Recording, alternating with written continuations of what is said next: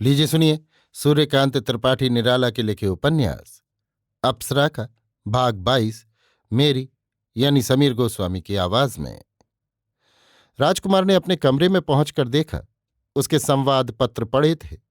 कुलियों से सामान रखवा दिया, पारिश्रमिक दे दिया। उन्हीं पत्रों में खोजने लगा उसके पत्र भी आए हैं या नहीं। उसकी सलाह के अनुसार उसके पत्र भी पोस्टमैन झरोखे से डाल जाते थे। कई पत्र थे, अधिकांश मित्रों के।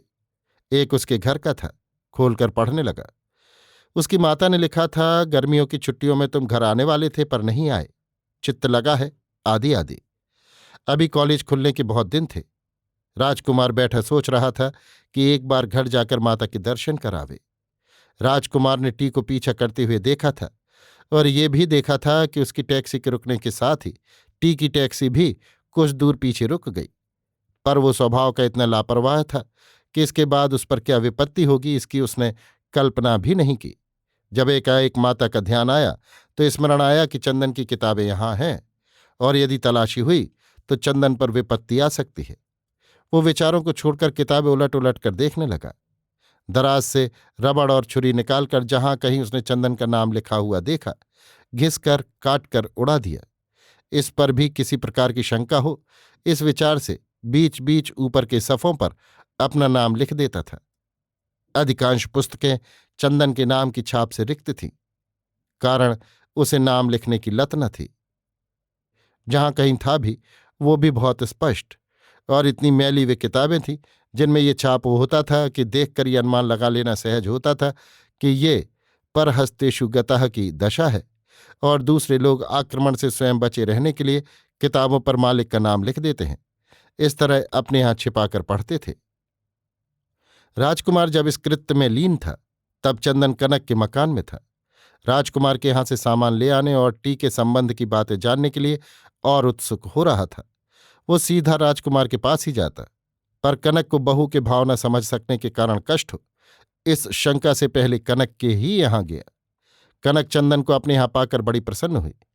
चालाक चंदन ने बहू का भीतरी मतलब, जिससे बहू उसके मकान नहीं गई, कुछ सच और कुछ रंग कर खूब समझाया। चंदन के सत्य का तो कुछ असर कनक पर पड़ा, पर उसकी रंगामेजी से कनक के दिल में दीदी का रंग फीका नहीं पड़ा।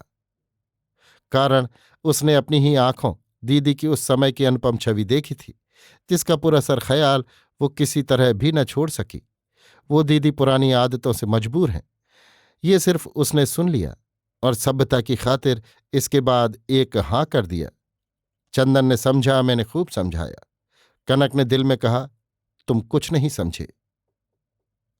चंदन की इच्छा न रहने पर भी कनक ने उसे जलपान कराया और फिर ये जानकर कि वो राजकुमार के यहाँ जा रहा है, उससे आग्रह किया कि वो और राजकुमार आज शाम 4 बजे उसके यहाँ आ जाएं और वहीं भोजन करें।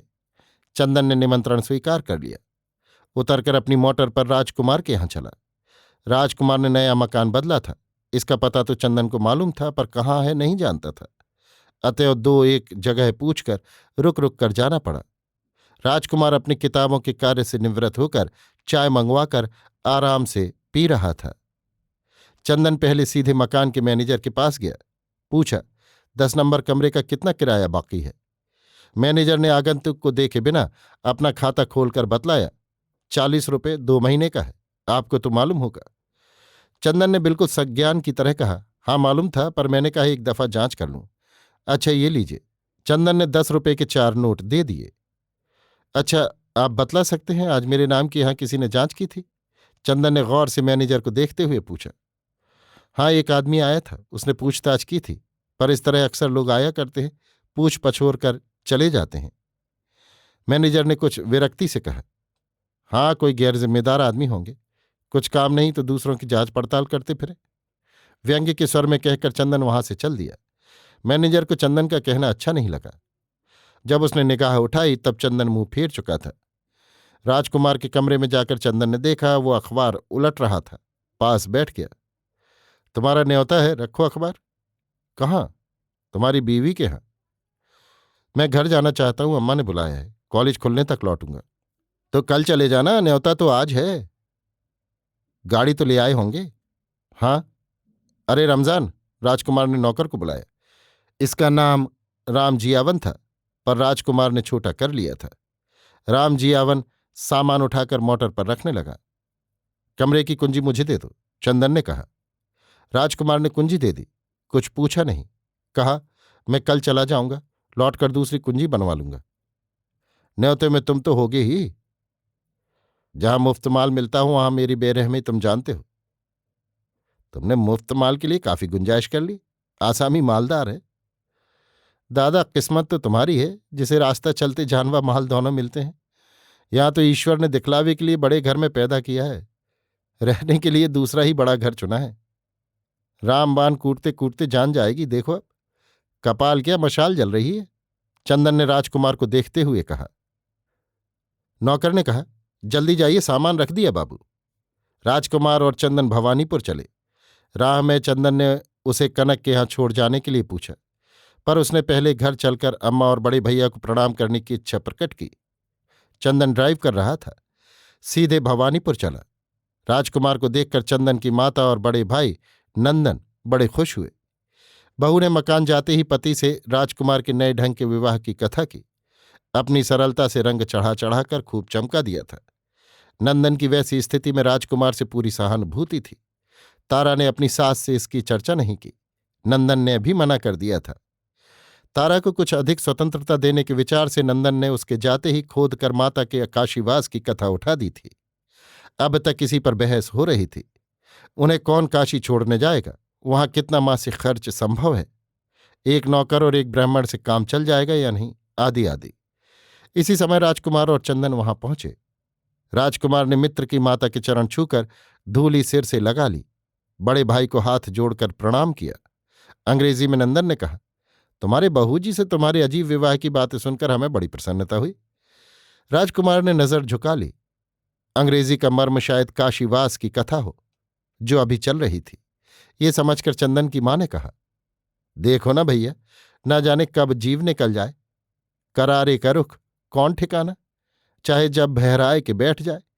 यहीं से अब जितनी जल्दी बाबा विश्वनाथ जी की पैर पौसी में हाजिर है सकी, वतना ही अच्छा है।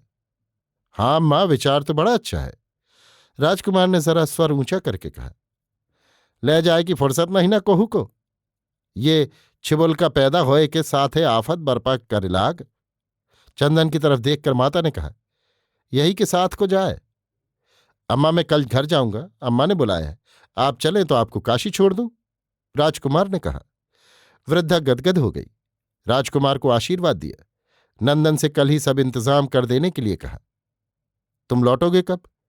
तारा ने राजकुमार को व्यग्रता से देखते हुए पूछा। 4-5 रोज में लौट आऊंगा। भोजन तैयार था। तारा ने राजकुमार और चंदन को नहाने के लिए कहा। मेरी दोनों की धोतियां गुसल खाने में रख आई। राजकुमार और चंदन नहाने के लिए गए। भोजन कर दोनों मित्र आराम कर रहे थे। तारा आई। राजकुमार से कहा, रज्जू बाबू, अम्मा को मिलने के लिए पड़ोसियों के यहां भेज दूंगी। अगर कल तुम लिए जाते हो, आज शाम को उसे यहां ले आओ। मेहरी पान दे गई। तारा ने सबको पान दिए। 5 बजे ले आने के लिए एक बार फिर याद दिला भीतर चली गई। दोनों पड़े रहे। अभी आप सुन रहे थे सूर्यकांत त्रिपाठी निराला के लिखे उपन्यास अप्सरा का भाग 22 मेरी यानी समीर गोस्वामी की आवाज में।